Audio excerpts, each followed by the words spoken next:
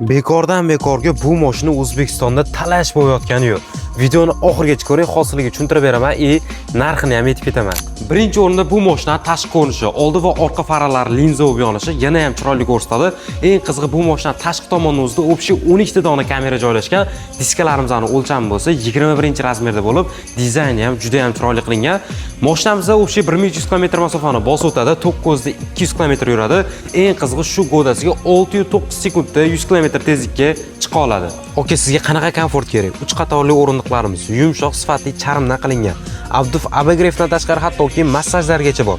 Undan tashqari multirul 20 dyumli sifatli monitor, besprovodniy zaryadchik, pastakanchik barimiz ham joylashgan. Ikkinchi qatorimizda bo'lsa alohida televizorimiz bor. Buyoqda xolodilnikimiz asosiy o'rindiq uchun ataman gaz bilan hattoki bunaqa stolchiklargacha bor. To'g'risini ayting, qaysi mashinaga o'xshatordingiz kommentariyada yozib qoldiring. Uchinchi qatorimizda asosan yosh bola o'tiradi, lekin ular uchun ham ancha-muncha qulayliklar bor. Endi mashinalarning narxiga keladigan bo'lsak, hozirgi kunda agar sizlar ofitsial zillarda olaman desanglar, max paysasini narxi 404 million so'mga, ultra eng full paysasini bo'lsa 424 million so'mga xarid qilsanglar bo'ladi.